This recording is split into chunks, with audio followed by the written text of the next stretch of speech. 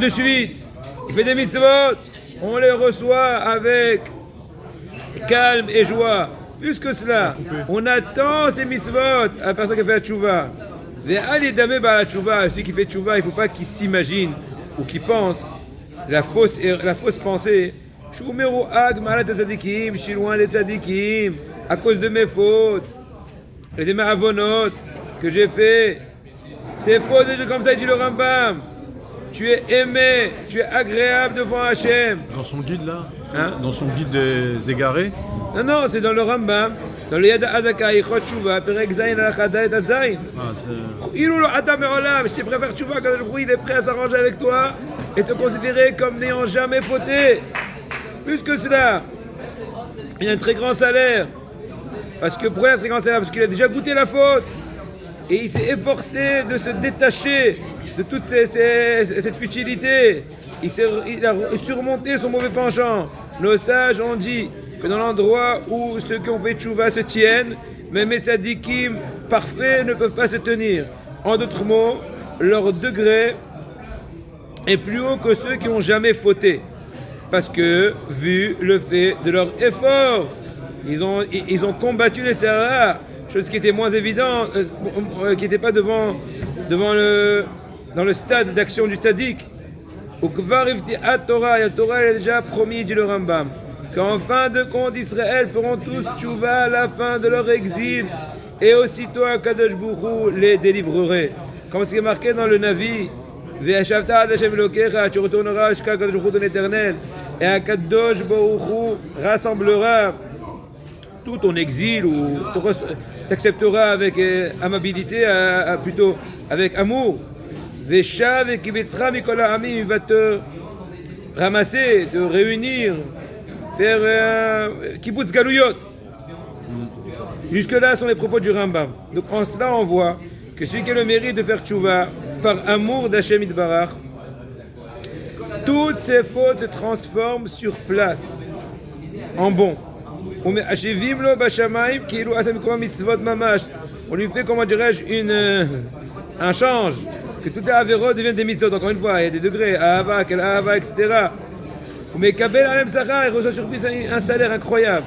Kol Sheken, Shenom et Kabel Alem Onesh, pour raison qu'il ne va pas être puni, on va pas avoir des historiques sur les fautes, parce que quand il a fait tchouva, il a tout changé. Aval, Hacha, Bitchouva, Mirata Onesh, pas comme une personne qui fait tchouva que de par la crainte d'Hachem. C'est aussi un très gros degré, c'est vrai. Mais dans ce cas-là, les fautes qu'il a fait de pleine conscience sont considérées comme des fautes qui ont été transgressées par inconscience. C'est moins grave. Bon, les fautes sont annulées. S'il fait que tu vois, mais avant, les fautes sont annulées, sont transformées en mitzvot. Alors s'il fait que tu vois, que par crainte, les fautes qui ont été commises de pleine conscience sont considérées comme ayant été commises par inconscience. C'est moins grave, mais c'est pas encore complètement propre. Il y a besoin encore de kapara. Aïe, aïe, aïe, aïe, aïe, aïe, aïe. On commence la première melacha, qui est melechet zorea, semer. C'est la première dans la liste des 39 melachot de la Mishnah. Alors, biyot vetzivanu Hashem lechassot et hamishkan be'orot shel ayin. Donc on a eu une ordonnance dans le Mishkan de recouvrir les tentures du tabernacle, du Mishkan, devait être fait pas de peau. Peau c'est un rajout, c'est roté hachim. Mais au préalable, il fallait faire d'abord de laine qui vient de bélier. Oui, pas un hayal qui est une béhéma, qui est un hayal qui est de bélier, qui sont de bovins, on va dire comme ça. N'est-ce pas? Les moutons et compagnie. Comment ça s'appelle? Qui sont le menu bétail, vous avez compris. Le menu bétail, les moutons et compagnie. Et donc, ce cas-là, on va prendre l'or, on va les tondre. De la laine, on va tisser des fils. De là, on va en faire de cela des tentures qui vont servir en tant que plafond du Mishkan. Pour cela, bien sûr, attention, attendez une seconde. Donc, pour pouvoir colorier les fameux, teindre les fameuses tentes, on va dire comme ça, tentures, il faudra mettre de la teinture. Voilà, dans ce cas-là, il faudra semer donc des grains, faire pousser des plantes qui vont être à l'origine de la création d'un fond de couleur, etc. D'où l'interdiction de planter Shabbat, un des travaux qui était pour l'intérêt du Mishkan, qui est automatiquement traduit en interdiction de le faire le Shabbat en dehors du Beth Amikdash, n'est-ce pas? C'était la Shabbat. Maintenant, il est sûr que si on veut faire plutôt cultiver ces plantes-là qui vont être d'origine du fond de couleur, n'est-ce pas, il faudra faire plusieurs actions. Aussi bien faire un sillon, semer, labourer, irriguer, etc. Mais le reste s'appelle Les dérivés. Horesh, non, Horesh, Zoréa, non. Chacun d'eux, c'est un des havre travaux. typique. Les dérivés, ça sera par exemple, comme tu dis, arroser, c'est une dérivée de Zoréa, c'est vrai. Mais Kotzer et Zoréa, c'est deux havres différents. Ça, c'est le Shabbat.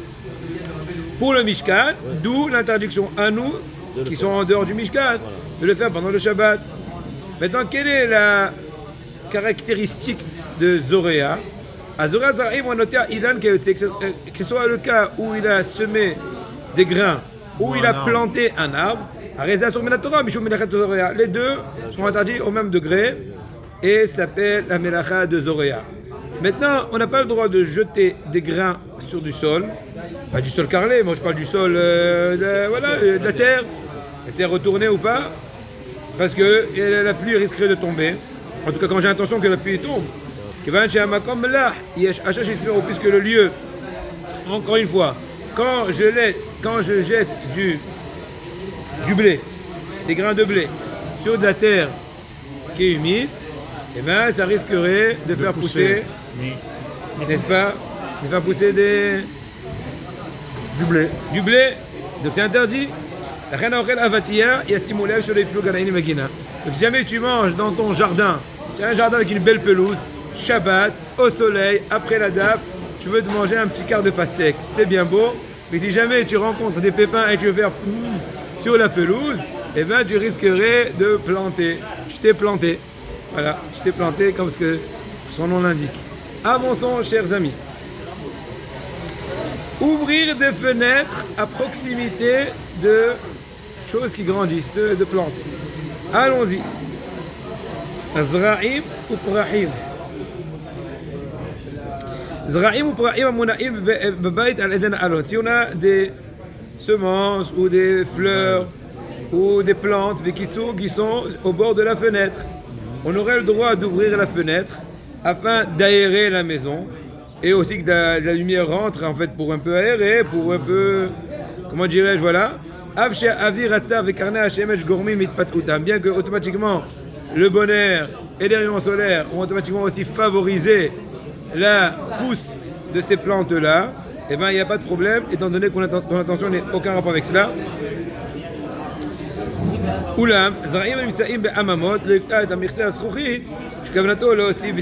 Par contre, quand tu as dans une plantation sous serre, et là ils sont sous des fois ils sont sous une vitrine, à l'intérieur d'une vitrine, oui ils sont vitrés, parce que là c'est sûr que tu n'auras pas le droit de lever la vitre un temps soit peu le Shabbat, parce que c'est sûr que ça, ton essentielle intention c'est que de favoriser la croissance de la plante, la pousse de la plante. Avançons. Parlons maintenant de Hazazat Atzitz Mimakom le Makom. Le voilà. Il a trouvé. Eureka.